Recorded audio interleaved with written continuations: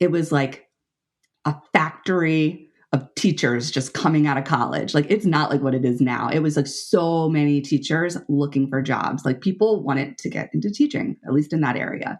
They were either in school substituting, whether they were building sub, long-term sub, new people, anyone who was getting the full-time roles, they were in the school already doing something.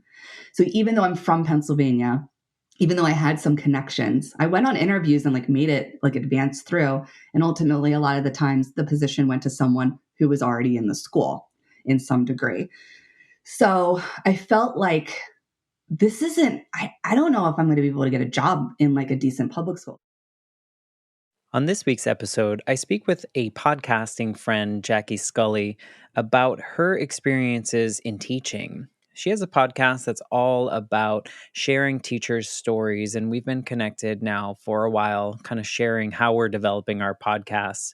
So I wanted her to come on the show and talk a little bit about her journey from teaching in the public school system to finding really that home and fulfillment teaching in a private school. And it's really interesting for me because I myself am a teacher and I know many other teachers. So it was interesting to hear these stories and hear how the journey progressed and how she found challenges in public school systems that she doesn't find now in the private school system. So without further ado, I hope you enjoy this episode with my friend Jackie. I'm Matt Gilhooly, and this is The Life Shift. Candid conversations about the pivotal moments that have changed lives forever.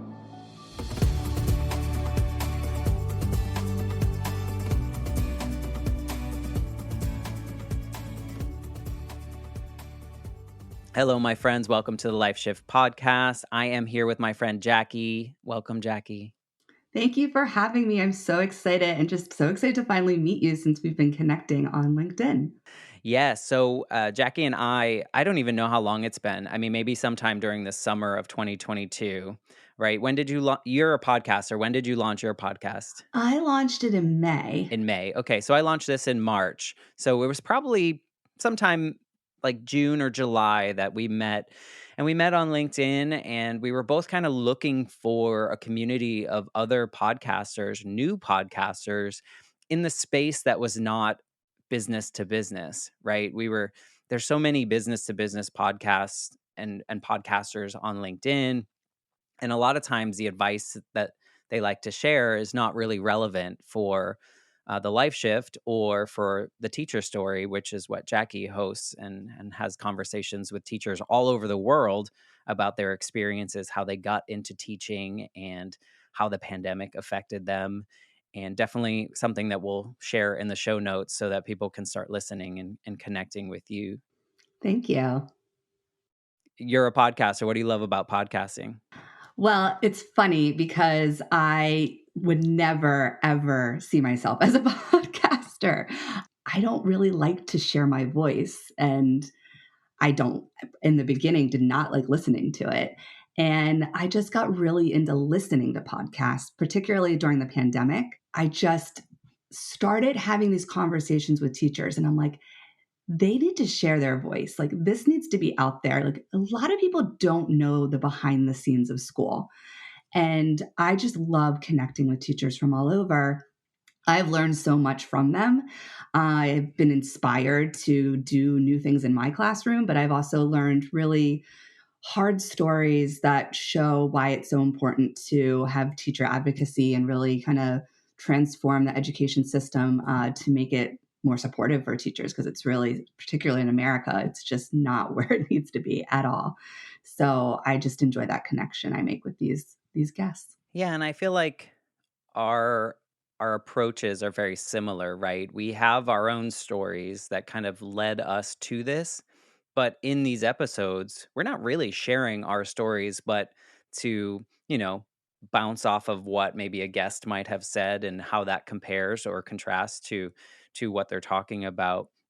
So I feel that too. It's like, you did on your show, you did your own story and how you got to where you are now, and part of today's conversation will be a shift within the teaching world and how that affected lots of areas of your life, which I think is going to be really cool. And myself, I've been an educator for since 2008 in a different space with a different experience. Maybe someday we'll talk about that on your show, but that, I can relate to a lot of these stories that your guests are sharing. So it is relatable even if you don't have that direct experience, right? And to raise the voices of the teachers that are just expected to do everything for the children and comply with whatever political party wants to tell you to do and whatever the parents feel like they need to tell you to do, whether they have the education or not. So you are really raising the voices of people around the world in the teaching space. So I'm sure that's very rewarding. Thank you. Yeah, very rewarding. And I've learned so much from people in other countries. And I think with that is also looking at not only the differences, but the similarities of what we experienced in the pandemic. And I just love seeing kind of, I don't know, the connections we can make with people that are in Malaysia or in Africa, like all over. And there's a human connection there. So I really have enjoyed that. So thank you for sharing all of that about my podcast. Yeah, for sure. Yeah, this is just a plug for your podcast. It was nice talking to you. Bye. No, but I feel like, I think it's important. And I think it's the same with the life shift is like, these are just regular. I mean, we're all regular people, right? And we all have a story to share. And if one person hears one of our episodes and it's changed something, or they've looked at something in a new way, or they just felt alone and now they don't, then we win. I've had that with some of your episodes with some guests that are on that I connected with and met on Zoom, which was really neat. But, certain stories where it resonated with me, like I've been there, like I've gone through that experience. And for them to open up and share so much and be so vulnerable, it's just, I have, immense respect for the guests that have been on your show and how open they are, because it will resonate with people and it'll make them feel also like it's not only me that's gone through something like that. And that was, I mean, honestly, the start of the life shift was years in the making of me after my mother died, kind of searching for that community of people where I didn't feel like I was the only kid who had a parent that died, because I wasn't, but I felt that way, right? And so hopefully with our podcast, we're sharing these stories. So that's enough about me and podcasting, but maybe we can talk a little bit about why you're here. Oh, well, we should. I think that's part of the podcast. But I like to have my guests start like by painting a picture of what life was like leading up to kind of what we feel is your pivotal moment, or something that kind of changed the trajectory of your life. So who was Jackie at that time right before those kind of shifts? So, not to go all the way back to childhood, but just to look at this shift, I went to a very big public school. I graduated with 900 students. I felt very lost in high school. 900. Yeah, it was ridiculous. It's a big football school. I'm not a sports kid. So if you weren't in sports in some way, if you weren't like in the big musical, there really wasn't anything for you. So I just kind of like dived into my studies. And then I went to a state school for college. And then I taught in public school. So getting more into like leading into that life shift. My first full-time teaching position was in Hawaii. And that was a public school system as well. Great experience, Sounds nice. loved it. And it was, I'm in my 20s. I'm like, I Right. don't care And in how poor I Hawaii. am. Yeah, I'm in Hawaii. I don't care how poor I am. Living with a bunch of roommates and just living off of like ramen still from college. You're still living that dorm life, but you're in your mid 20s because it's just, you're a teacher in Hawaii. It's very expensive. But you went to the beach, went hiking. There was tons to do just out in nature, not spending any money. And I taught at a school that was an immigrant community, mostly students from the Philippines and from Samoa. And then we had other students who were from like various islands in the Pacific and some from Hawaii as well. And it was a very poor community. At that time, we were in the No Child Left Behind time period, and we were a restructuring school. There was so many horrible things about this whole No Child Left Behind and the whole way of like these top schools, restructuring, failing schools, all the labels. I worked with the most amazing principal. I worked with unbelievable colleagues, and the students were, they weren't like always like, in their best behavior, but it was middle school too, right? Middle school. But they were really good kids. It was a good school. But on paper, it was a restructuring school because of test scores. And we had a lot of ESL students. And so they had to take the same test as the other kids as long as they've been in America, in Hawaii, for a year. They weren't proficient in English and they didn't have the preparation for these types of standardized testing. We would spend weeks preparing them for tests. Then they would take the test like over a week span. And then we'd have to go back and like look at the results and then see like where we fall. It's always restructuring. And then the school has to pay for some professional development company or whatnot to come in and do a whole like, this is what we're doing this year. Here's the program this year. And then that program would cut into your teaching time. So, like, for instance, in the social studies department, I'm all for like reading programs and embedding that in all the humanities. But we had to go once a week to the library and get on this like online program that the school had to buy as part of their thing they were doing that year that literally had nothing to really do with our curriculum. It would take all this time out of the classroom. You wanted to like work on something like a project, and now you got to go do this. Very, very frustrating. Not the school's fault, not even the state's fault. This was a national program. Oh, yeah. I have lots to say about No Child Left Behind, but we're not going to talk about that here. But I mean, I feel like it it changed so much that we're still feeling the effects of now. For And maybe sure. that's something we talk about on the teacher story. But, I feel Yeah, like yeah. it sounds like this moment in time is like all these outside forces are now telling you to do all these things that are not serving the purpose that you're there for, right? You're like, I came here to teach them about what were you teaching? History? I was teaching eighth grade American history, seventh grade Hawaiian history. Oh, that's cool. But like, half of your time was eaten up by going to the library and using this tool that was not valuable or teaching to a test that at the end of the day is not going to matter, right? It's not going to advance their learning or any of those moments. So And the that students sounds hated it. frustrating. Yeah. Right, exactly. They hate school enough, like Yeah. let's help them get to a place in which they enjoy, or I'm sure as a teacher, I mean, I know a lot of teachers super passionate about their topics, but when you're told you have to do things in a certain way, did that eat at you? Yes, it did. Very much so. And like everyone that was part of these, and the fact that it was like a new program every year, it's just there was no consistency. It wasn't like seeing something through long term to see the growth and the results.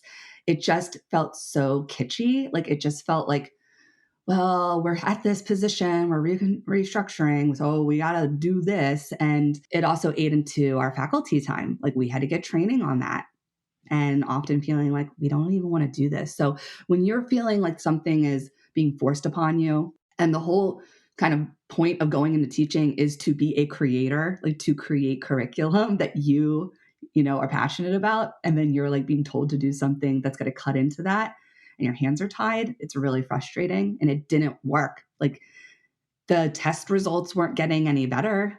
Like it wasn't It's working. just like constant band-aids trying to plug a hole Constant. in a boat. Yep. So then the recession hit. So this is kind of like leading us closer to that life shift. So 2008, the recession, didn't really feel the full impact until maybe like 2009 into 2010 in Hawaii, because most of the economy is based on tourism. So tourism really slowed down at that time. And one of the first big cuts was education. It is a state program. So when I got hired, I wasn't hired by the school or school district. I was hired by the state of Hawaii. So it's a huge, huge publicly funded program. So they cut the teacher salary. I think it was like around 10% at one point. It was like a huge cut. I was fortunate to keep my job, but there were so many teachers that they lost their jobs. They were there's so many teachers that were leaving. Though there was a lot of recruitment when I went there. So a lot of teachers from the mainland, a lot of them were like, you know what? I'm going back home or I'm going to another state. And so between like 2010 to 2011, it was just like all of these teachers that I also became friends with and knew were leaving. So I came to this really difficult decision. It was like late 2010. I'm like now kind of alone. Like my friends are leaving, people. I mean, it just felt like this whole huge crisis was just, coming upon us. Plus, your job was no longer fun or No, what you signed up for. yeah, you're doing all of these things that aren't working. Now they're cutting your pay. I was living by myself, so I'm paying for everything by myself. And just everything was changing. So I had to go to my principal and say, you know what, I'm just going to go back to Pennsylvania. That's where I'm from. My mom was also sick at the time. I also missed like so many things in my family, like weddings. But another big part is I missed 3 funerals back to back. So we had a devastating loss on my mom's side of the family where her aunt, her uncle, and her cousin all died in like 2 months span. It was like tragic. And this was like before I made this decision, but I'm like, I'm not around for any of these life things.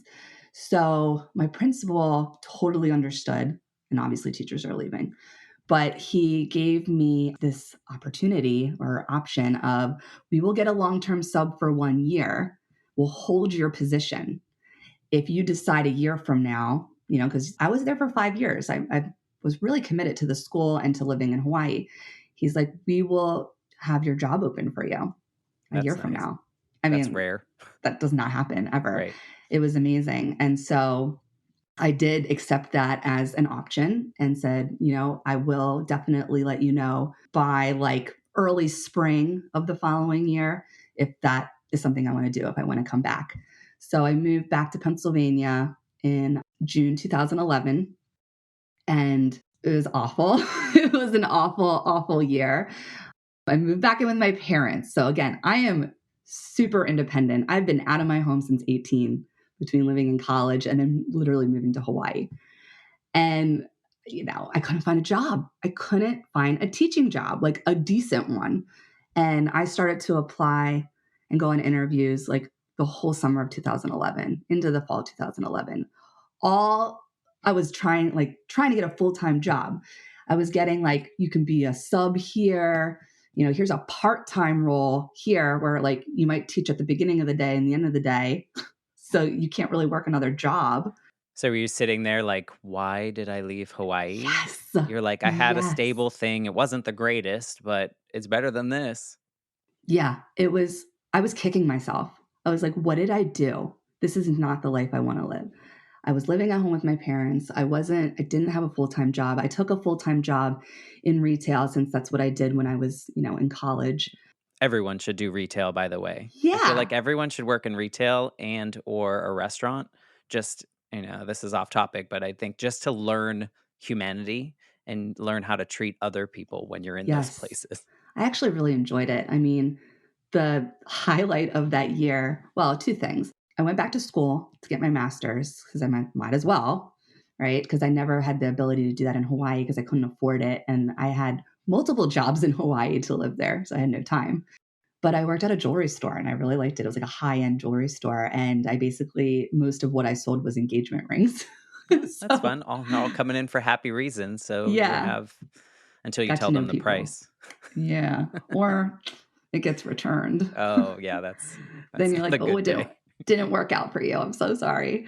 But yeah, I mean, so in Pennsylvania, it was like a factory of teachers just coming out of college. Like it's not like what it is now. It was like so many teachers looking for jobs. Like people wanted to get into teaching, at least in that area. They were either in school substituting, whether they were building sub, long-term sub, new people, anyone who was getting the full-time roles, they were in the school already doing something.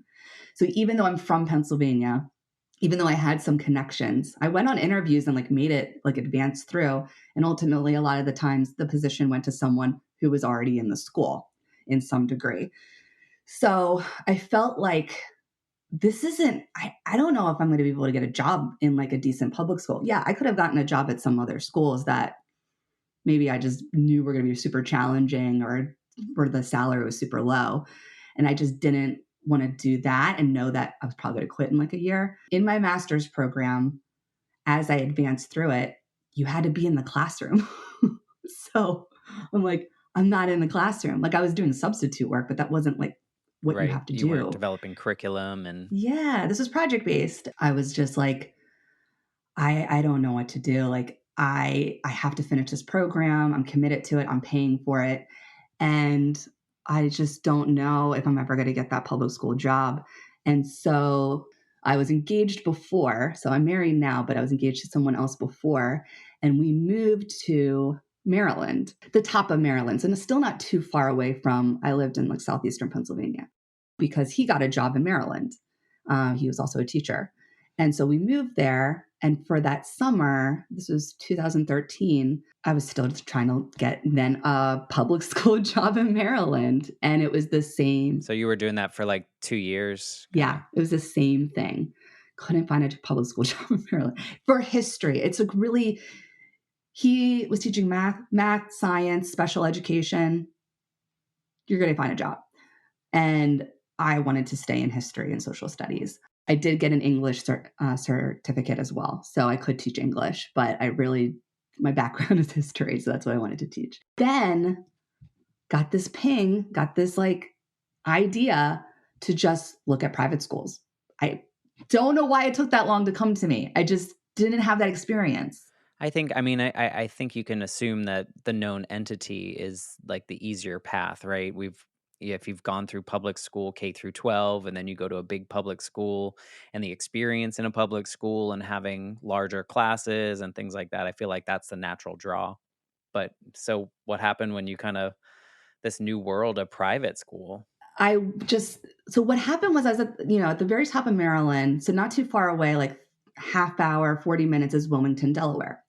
And Wilmington, Delaware has a ton of private schools.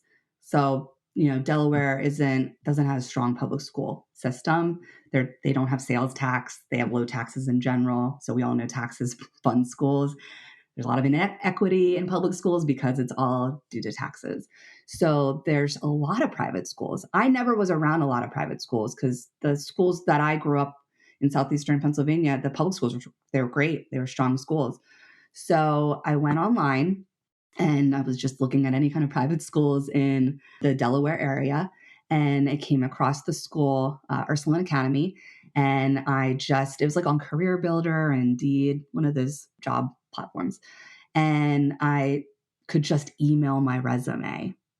Okay, so another process in Pennsylvania, and I'm sure a lot of other places in the country, because there were so many candidates looking for teaching jobs in these public schools, they created a system where you had to go online, you had to sign up on this portal, you had to fill out like a 30-page application. You had to like write essays. It was ridiculous. You had to upload everything, even your transcripts, And not get a call. and then not get a call. And it was exhausting. It would take hours to apply. This was like email You were like, to, yes, yeah, just email your resume, do it. email, I think, cover letter, letters of recommendation. That's it. And I got a call like a few days later. It was just like bam, bam. And then did you get that job? Yeah. So I interviewed, and then I was like a week later, I got the job. What also helped is it was in the summer. So there was also like the need to get this process moving. So that's why I kind of moved so fast. And I started that job engaged. And it was funny, like during teacher orientation, because yes, teachers go through orientation just to get to know the school. But they're like, share something personal in your life. And I was like, oh, I'm engaged. It was like a month into the school year. I'm like, oh, I'm not engaged Oh no. anymore. You were the one returning that ring. I was. I know. And that was my job before, which was so funny that I've experienced that. So yeah, it didn't work out for the best, absolutely for the best. And it was like a mutual decision. It just wasn't going to work out. But kind of interesting how kismet this was, that this job became this new opportunity and it gave me my independence. Like I moved to Maryland. I was able to commute there, but then I ended up moving up to Wilmington, Delaware. I loved it. I mean, I couldn't believe I would love it so much because it's an all-girl Catholic school. I had no idea. like what this was going to be like. And I was teaching AP psychology for the first time. And in the interview, I remember they asked me, you've taught history, you've taught, basically all of like just social studies. And this is like, it's a science, but it's like still in like social sciences, right? And social studies departments. But I remember they asked like, how do you feel teaching AP psychology since you don't have that experience? I was like, I taught Hawaiian history coming from Pennsylvania to kids who were like part Hawaiian and Samoan. So I feel like I can tackle it. I also had a lot of psychology like within my coursework. So I felt strong in certain areas of that class. I just loved it. The community was so beautiful. I've never experienced anything like that tight knit. What was so different about the job? Well, the pay was low. Did you have to abide by the No Child Left Behind stuff that you Nope. were experiencing? So it was Nope. all self-contained. You were able Yeah. to actually do the job that you always wanted to do? Yeah. So the curriculum was AP psychology and like a world regional history, which essentially an AP class is kind of like written for you. And then you can just kind of make it your own with projects and assessments, but you have to follow like certain units you have to cover. The other course, I literally could rewrite myself. Like I could create curriculum and there was no state testing and we weren't follow under No Child Left Behind. At that time, the Common Core was big in schools, which transformed a lot of subjects. I know there were a lot of people really upset with how math was being taught. We didn't have Common Core. We didn't have to do any of that. It was purely independent. We weren't even part of the archdiocese. So as a Catholic school, we were still very, very independent. So we had a lot of flexibility in how we could teach the curriculum. The classes were smaller. Right, and you're able to, like, teach, Teach. like, actually, Yes. have the experience of helping others learn something that they're supposed to learn instead of, "Can you pass this test and forget all the information tomorrow?" Yeah, and they were, for the most part, some students were kind of probably like their parents just wanted them to go there, but there were students who really wanted to be there. There was a lot of motivation. They were really great students, like high achieving students, small classes. And since Ursuline Academy is part of this network of schools, there's Ursuline schools throughout the world. Like there's like 100. There was global education in our school. So we were able to, I only experienced one trip, but there were trips each year to different Ursuline schools throughout the world. Our school went to South Africa, Peru, Dallas, Texas, France. Kinda like an exchange kinda thing? Yeah, it was so cool. So it wasn't like a full exchange for like a whole year. I think that might have happened with some students, but it was like a week or two. You would go, and that student would live with a family. And then, like the following year, they tried to do it where then that family, that student would come to our school. And they're like, yay, Wilmington, Delaware.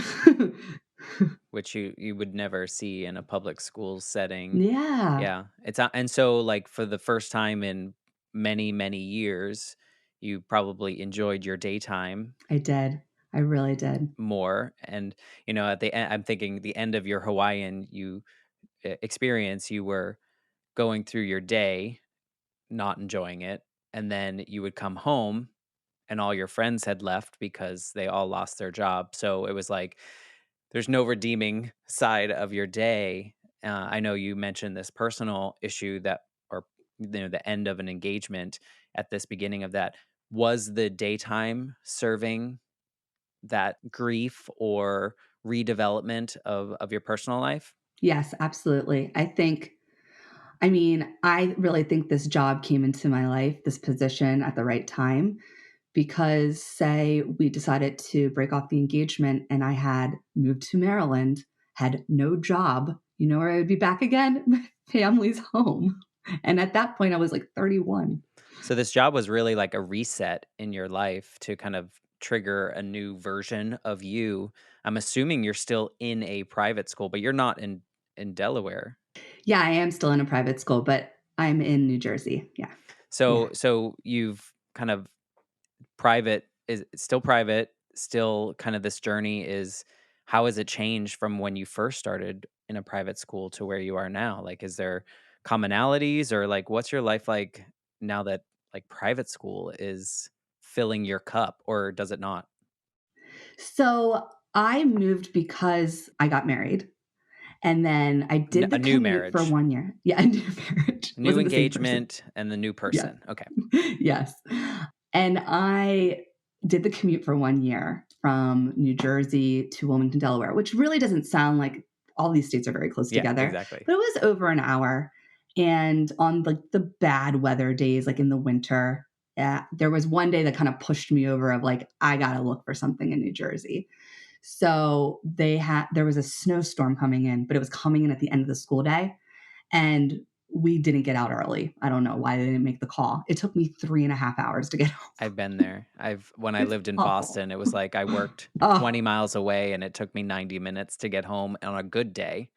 So I understand that. And it's funny too, for anyone that doesn't live in the Northeast, anywhere but the Northeast pretty much, it takes a long time to go from one state to another. Whereas in the Northeast, you can go from like Massachusetts to Rhode Island to Connecticut all in like an hour or oh less, yeah. you know? Yeah. I'm like constantly in Delaware, Pennsylvania, New Jersey, and New York, like 4 states all the time. Right. And I'm in So I Florida. did It's that. like 4 hours to get to another state. Yeah, I know. Maybe not four, That's but so true. Imagine being in Texas or no California. You're like, thanks. I'm just here I won't. I forever. don't want to be in No, Texas. no, I don't think anybody wants to be in Texas. So I was like, I gotta try it out. I gotta just try. And I was like, in my mind, I will only move if it's like the same type of school, like not, it has to be an all girl Catholic school, but same vibe or a step up in some way. If I couldn't find it, I was going to do that commute, Okay. because I really loved Right. it You were there. fulfilled in the sense that you're finally a teacher. Yeah, I just loved it. I mean, the pay was lower than I knew in New Jersey would pay higher because our taxes are higher. Even just one little state over, it's a big jump. But you can't pump your own gas. You can't pump your own gas, which I don't mind because in the winter when it's freezing out, I'm like, hey, I get to sit in my car and I don't have to pump. But it is really weird. It is It's odd. very weird. When I was a Yeah. kid, this is off topic, but when I was a kid and we drove through New Jersey, the two things I remember is that you can't pump your own gas and it smells. It Wherever we does were smell. in New Jersey, Yeah. like I think Yeah. by the dump, but like kind of Yeah. by New Yeah. York, there was like a Yeah. dump Okay. there. And I was like, that's all I know of New Jersey is that they won't let you out of your car at the gas station No. and it smells. But I'm sure it's better now. I mean, North New Jersey. I mean, I'm in Southern New Jersey. It's not as Yeah. stinky. Philadelphia is pretty stinky, and it's right over there. But another thing about Jersey that's weird. So many weird things about New Jersey. I can say that I'm not from New Jersey. My husband's not from New Jersey. We have no like ties to like New Jersey in that way. But they have so many roundabouts. It's really, really That's a New annoying. England Like, thing, though, I think. is it? Yeah. Okay. Because I'm from Boston area and there's lots of, we call them rotaries.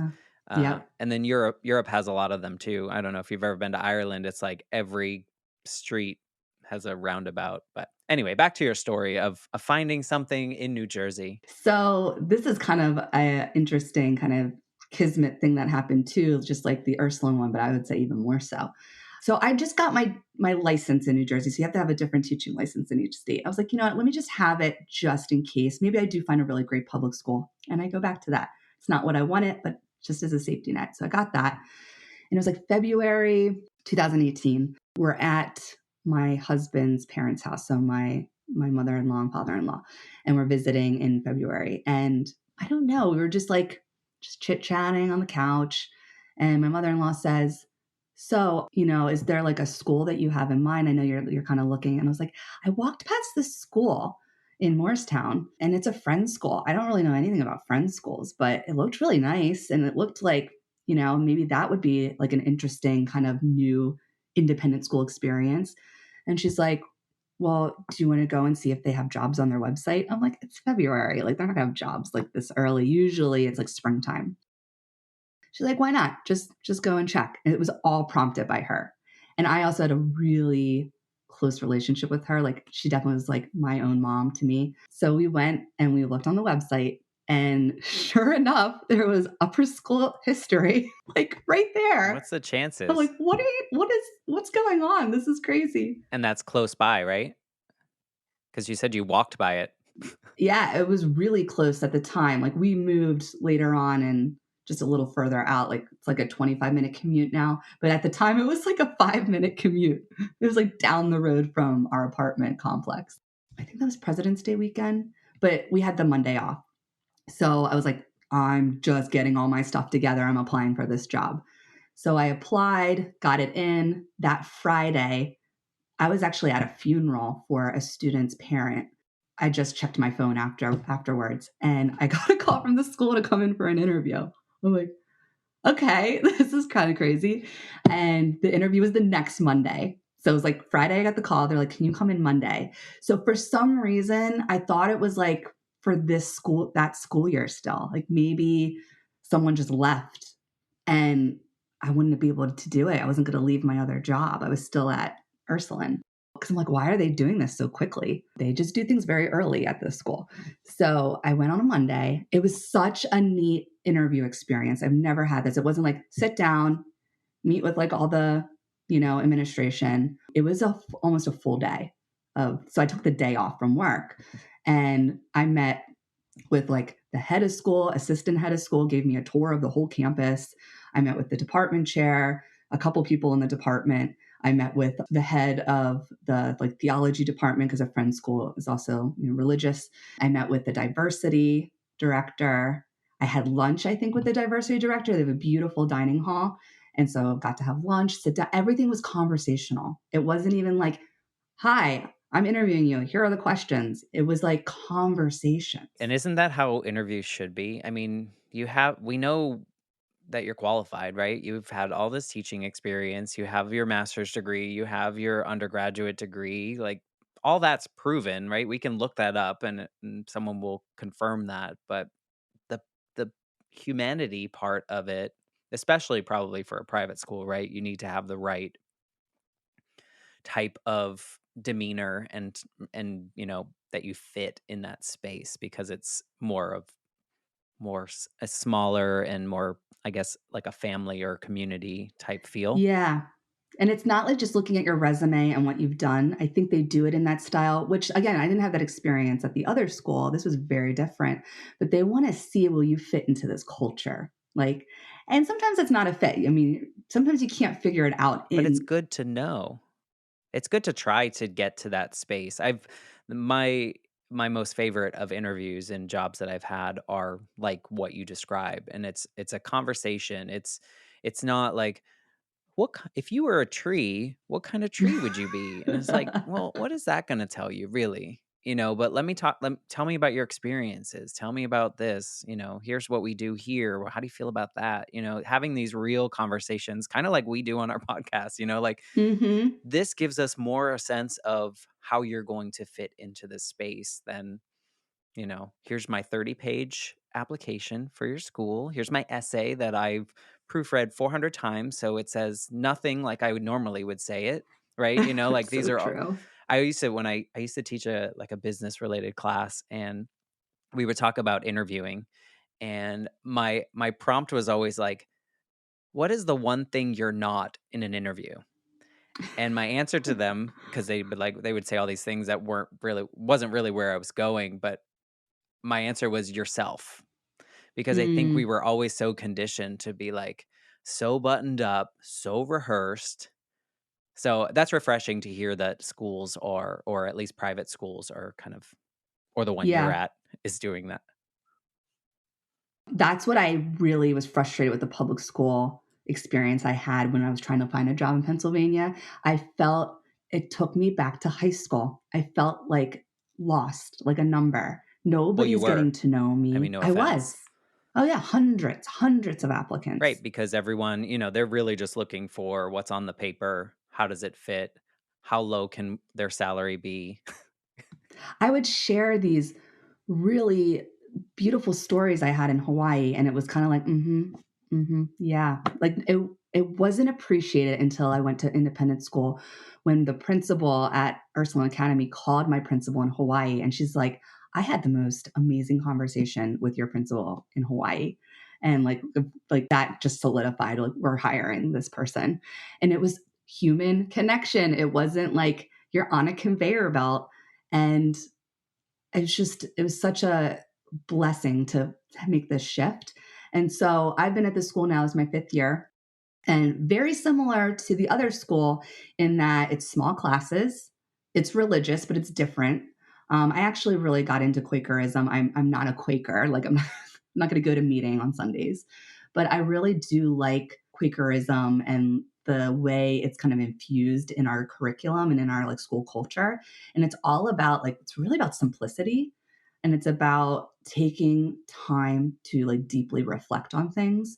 And when we go to meeting on Wednesdays in the meeting house, which is like this super old meeting house, it's like hundreds of years old. It just like smells like history. It's just so cool to be in the space. You just sit and it's just quiet for like 40 minutes. And if you feel like you want to talk about something, you stand, and it could be anything, just like anything you want to talk about. No one responds. You just have that space. How big is that school? Like how many students? So it's a 3 division school.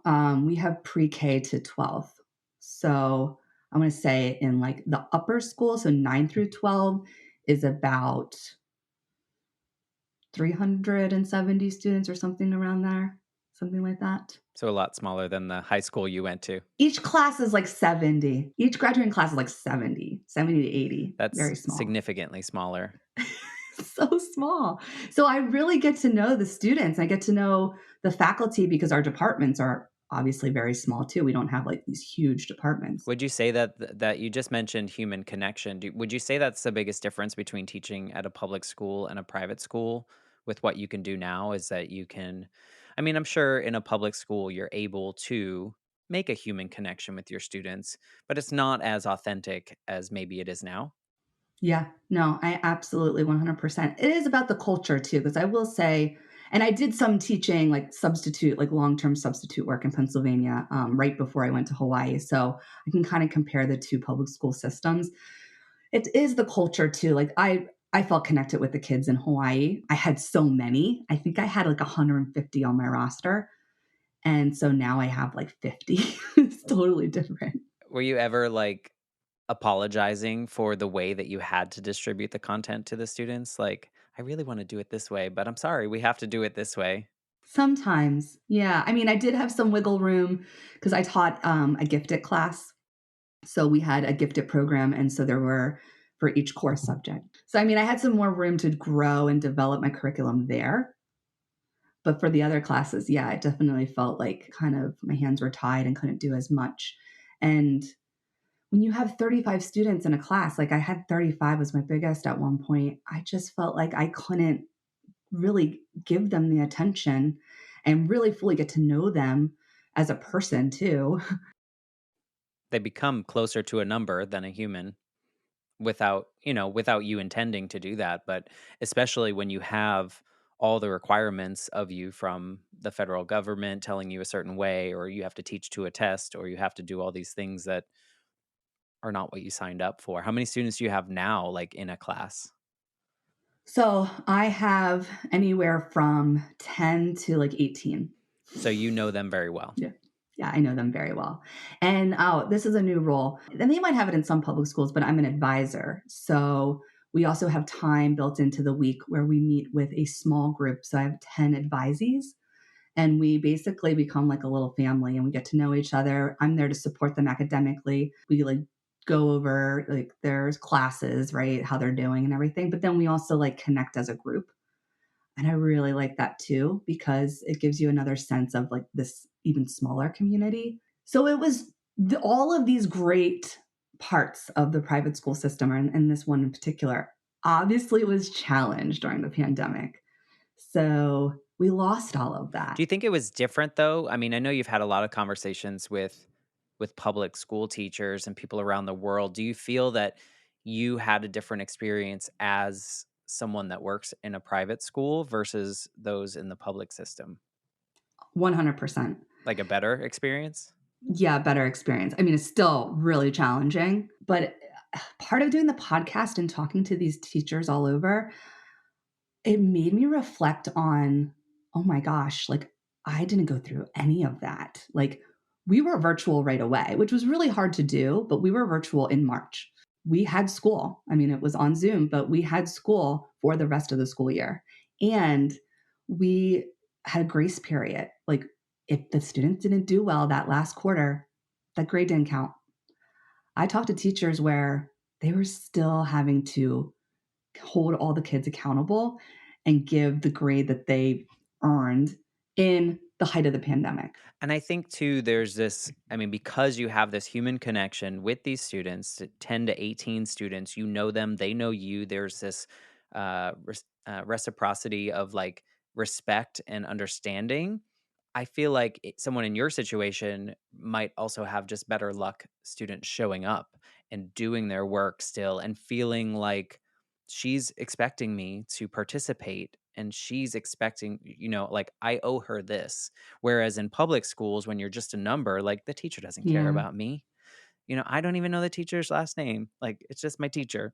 So I wonder if that's also feeds into why you had a little bit more success than what others have gone through. Yeah, I didn't think about that until right now. So thank you for that. We still had the struggles of like turning on the camera. And of course, there were some students who really just weren't able to do anything. And we did have internet issues with some students too. But no, the most part, they showed up and they were working and they were connecting. Like, I will actually say, I didn't mind virtual school in the spring of 2020. A couple of things. I was at home, so I got to wear like my yoga pants. I got to have more time, to eat a proper lunch, to go on a walk. Like, my schedule felt like a little lighter in a way. It was a lot of prep work for all the technology. But once you got into a rhythm, it just felt like a little lighter. I didn't have to commute, all of that. But also, not just lifestyle wise, when there were really hard things to talk about, the students like opened up. Like, we connected. Like, it wasn't just teacher student. It was like, we are humans going through a really difficult time and we're connecting and vibing in that way. That's kind of now lost a little bit now that we're kind of like just back to school regularly. Like, I enjoyed that so much. Like, I saw students really caring for one another, caring for you as an adult. I was like having more time to really connect with them. I started doing this check-in at the beginning of class on a Google form. And many of them would just like pour themselves out on it, like just questions about how they're doing. And I still kind of do it now. And they're like, I'm good. You know what I mean? So it felt like they had a space to really want to be connecting with each other. It was great in that way. So, what do you think that switching from public to private has changed about you personally? Like, not about your teaching, not about anything. It's like, what has like that pivot in your life? Like, what have you learned about yourself from that? I think I've become more of a human teacher. If I know that sounds weird. I feel like when I was teaching before, it was like, I have to be the expert, right? And I have to do all these things. And I need to, it was definitely still I'm your teacher, you're the student, right? And there wasn't a lot of other like part of that relationship. It's like, I assign you things, I grade. Well, yeah, we can have some banter, we could laugh, especially, It was more transactional. yeah. This is, I learn from my students and I tell them that. I am more transparent as a teacher than I've ever been before. I think the pandemic has been part of that. I open up to them to share things like how like teachers do things and what we're going through behind the scenes. And they really respect that. Like, I ask for their feedback, not only in the class, but like just in general with like what's going on in the school, what's going on in like the community. And I'm not as scared to have difficult conversations. With people other than students? Well, actually, I could do it better with students than some adults. But I wouldn't have done that, I think, in public school. I don't know. I think it's easier also with smaller classes. Do you think you're a different human though because of it? Like, do you think that your relationships outside of work are different? Do you think there's anything that kind of bleeds into your other part of your human Mm. experience? Yeah, I think I spend more time really getting to know people and like spend time listening to them.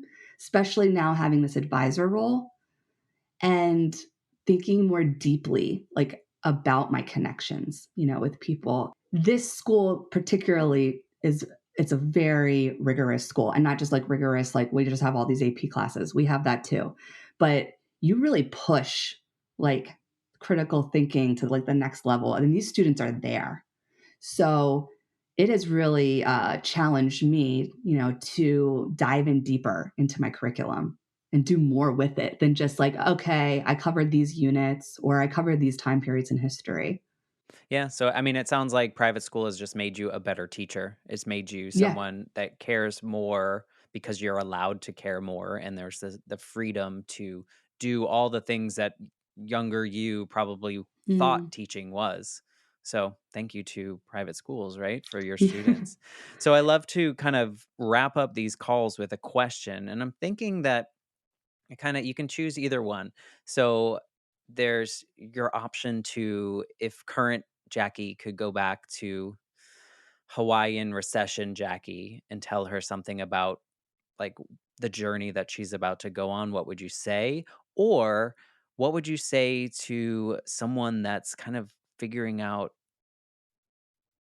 where they should send their student to learn, should they go to public school? Is there, what's better? So, however you wanna answer, whichever one you want. I'll start with the first one because I kind of like both questions. I would tell myself, the Jackie in Hawaii, that life isn't this like perfect package or like linear, timeline. You hit this.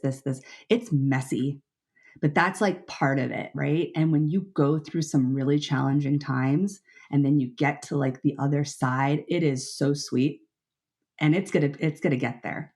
It might take some time, but it's going to get there. So I would say that. Like, trust the process, understand that there are reasons why certain things. I mean, I don't think you would value your experience now as much had you not been Mm, frustrated with mm, the public school system and what you were yeah. experiencing at the time. I feel like it makes this much sweeter because Hmm. you went through that. So I always think that too with other guests. We talk about like these harder moments in our lives are actually what make our lives so cool now. Yes, absolutely. You really can't appreciate your life unless you go through struggle. You have to really, you got to see both sides of it. And I don't know, I think just going back to like how I learned like about myself as a human through this process is just that it's like okay to be vulnerable. It's To be a okay to be human. vulnerable. Yeah, to be a human. And you don't have to be perfect. I always was trying to be that perfect teacher, and I don't do that anymore. Well, I mean, to be honest, I think that's a product of our generation as well. We were kind Yeah. of trained to do one thing after another, and there would like check marks of achievement and what we have to do. So I'm glad that you found this more authentic version of your teaching experience because it probably makes your life that much more fulfilled. Yeah. And for your second question, I am not knocking the public school system. I'm actually very, very heartbroken over what we're talking about because not everyone can go to private school. It's expensive, right? Unless you get a scholarship. Not everyone's able to get a scholarship. We have to change this public school system. Another reason why I wanted to start my podcast, because it shouldn't be like this. The classes should not be huge. Teachers should be paid better and respect it more.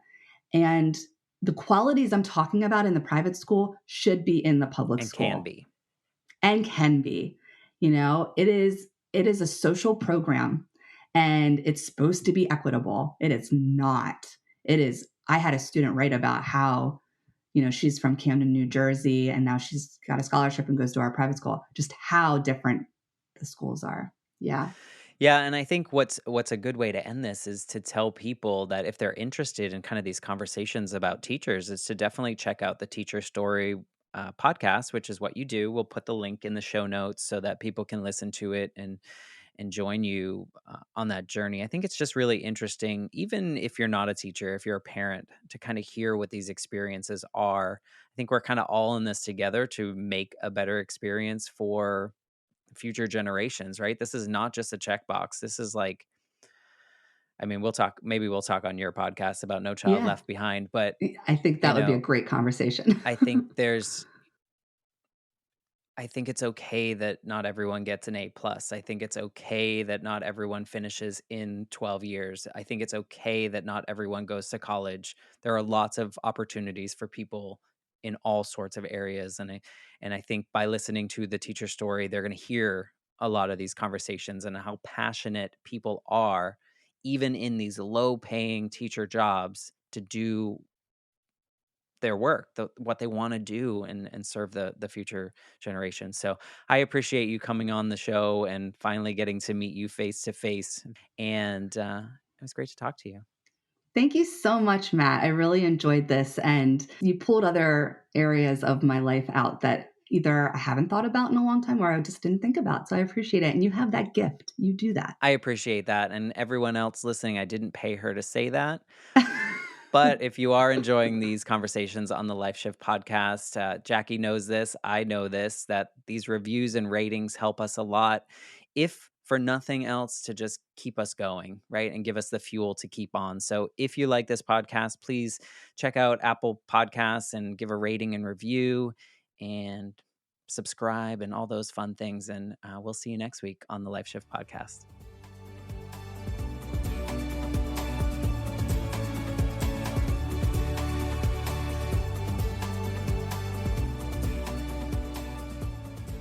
For more information, please visit www.thelifeshiftpodcast.com.